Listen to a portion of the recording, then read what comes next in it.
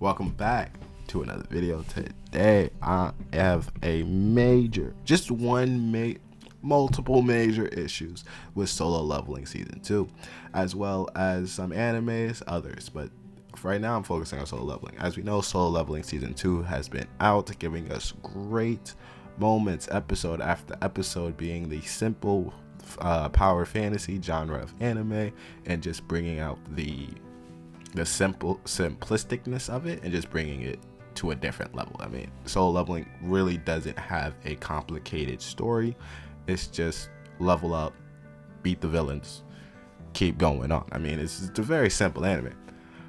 And since Solo Leveling Season 2 has come out and has made so much noise, I'm enjoying the anime itself. I went and read the manhwa because apparently there was some discourse online and some discourse in some groups I was in saying that Solo Leveling Season 2 pretty much disregards the characters from the manhwa. And I agree with that. Of course, with some major events in the future of Solo Leveling come up, we haven't really built a connection to any of the characters already that we see from season 1 and season 2. So when their deaths are sprung up on us, I can't tell you what deaths, but when their deaths are sprung up upon us episode by episode, season 3 and beyond, it will feel voided.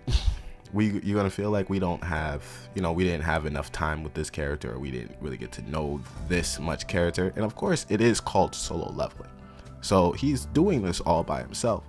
So I respect that fact, but we have no, character input with the shadows that we get from the manhwa, especially in these first couple of episodes that we should have gotten from Iron, Igris, the fun that they have, and especially with Beru coming on the scene. I know if you guys seen the TikToks of how Beru, Igris, and Iron all get along with each other.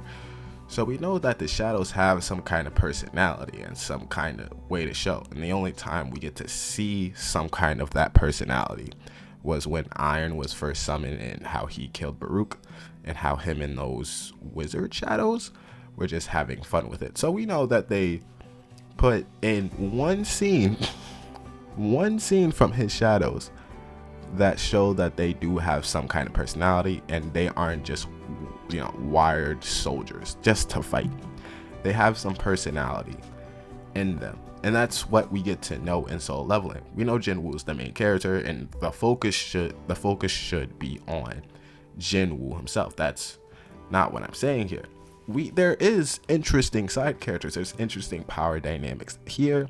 There's so much cut out from the original Solo Leveling story that that brings out the fun of Solo Leveling. Of course, the action is great, and we're going to talk about the action each and every time that it is on the screen. And with aura farming, the trend, the tick, all those videos, it's always to play fun with it. But the love you get from the story, from the characters themselves, is irreplaceable. And of course, someone brought this up, and another defense is that they have, a fast progressing story. Every episode is just, they're trying to jump straight to the next arc as soon as possible. So it's, it just jumps and it jumps. Even the Juju ant arc that's coming up in the anime, of course, it may have started by the time you see this video. It's only going to be like 5-6 episodes, so it's going to be rushed. But you can have a rushed story and still spend some time with some characters, even if it's just a mild dialogue. You could spend like a couple of minutes with a couple of different characters in the show from the manhwa in the earlier episodes that don't really have to get expanded on, but it can show some insight into the world of Solo Leveling. Solo Leveling has incredible world building, despite it being solely focused on Jinwoo. They have incredible world building, incredible.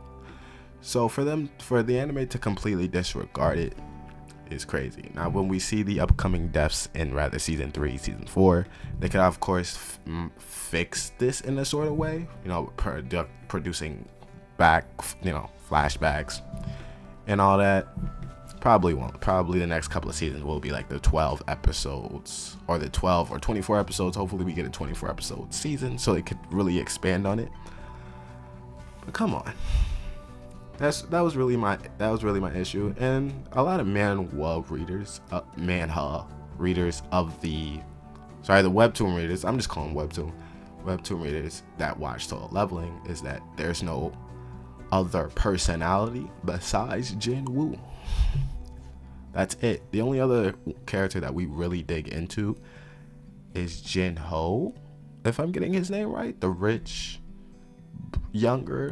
technical younger brother of Jin Woo, that produces, that gives some money for the dungeons and everything. So maybe that's the only other character that we really dig into. But besides that, we really gotta, that's my main issue, and probably my only issue with Solo Leveling, is that they're rushing through the story, which was the downfall for a lot of different webtoons that came out. Tower of God, God of High School, felt rushed, right? And it took so long for season 2 to come out for them, because it felt so rushed that it made no sense to continue the story. Remember God of High School last episode, where they was just throwing things.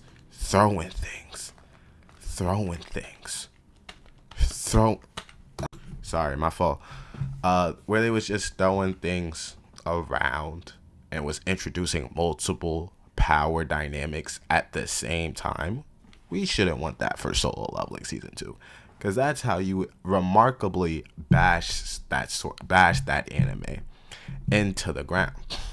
And that's where it's going to have enough popularity to get a season 3, I think so, but now you have less faith that the season 3 is going to produce the results of it, and you'll have multiple people drop the series. That's just going to happen. So let me know your thoughts in the comment section below. I just want to talk about my issues, but it's still a great anime. I have it, number 2 this year. Dragon Ball Daima has been killing it.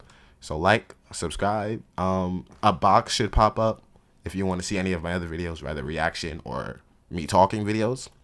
And I'll see you in the next one.